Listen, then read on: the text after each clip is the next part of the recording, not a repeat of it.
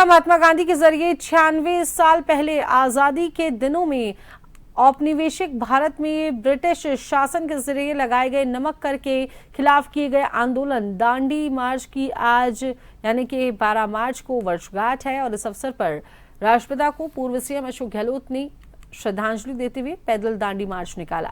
शहीद स्मारक से शुरू हुआ मार्च 5 बत्ती होते हुए नारायण सिंह सर्कल स्थित गांधी वाटिका पहुंचा। इसमें पीसीसी चीफ गोविंद सिंह डोटासरा, नेता प्रतिपक्ष टीकाराम जूली, उपनेता प्रतिपक्ष रफीक खान समेत कांग्रेस विधायक, पूर्व विधायक समेत पदाधिकारी और कार्यकर्ता शामिल हुए। और इस मौके पर गहलोत ने कहा कि तानाशाही और अन्याय के खिलाफ महात्मा गांधी ने बगैर झुके सत्य और अहिंसा के बल पर संघर्ष का जो मार्ग दिखाया वे आज भी हमें प्रेरणा देता है। 24 दिन की यात्रा थी, आज के दिन शुरू हुई तो उसमें करीब लगभग 400 किलोमीटर थी लगभग, और पूरी दुनिया में लगा या हिंदुस्तान में बहुत बड़ा आंदोलन चला में मालूम ही नहीं है। तो ये जो शुरुआत करी उसका एक अपना महत्व था।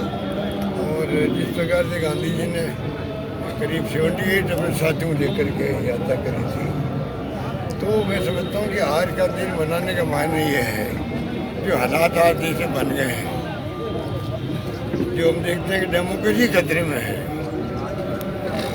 और अघोषित इमरजेंसी की तरह माहौल बन गया देश के अंदर। जुडिशरी भी, एजेंसी भी, सभी लोग दबाव के अंदर काम कर रहे हैं।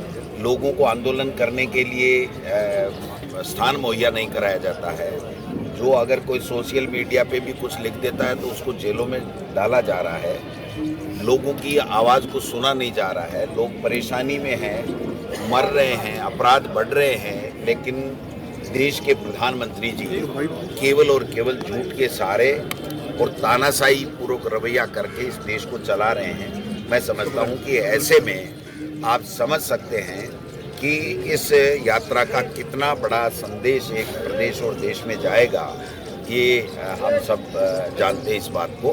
विशेष रूप से आज हम जिस दांडी मार्च में शामिल हो रहे हैं, जो उस समय हुआ था उसके प्रतीक के रूप में, वो इतिहास के जो टॉप 10 आंदोलन थे उनमें टाइम मैगजीन ने उसको दूसरा स्थान दिया था, जिसने दुनिया के संघर्ष को दिखाने का काम किया था, जिसने इन आंदोलनों की जो आग थी उसकी मजबूती का संदेश दिया था।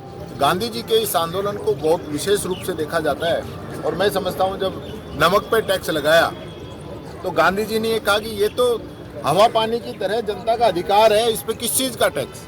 और उन्होंने ये यात्रा शुरू की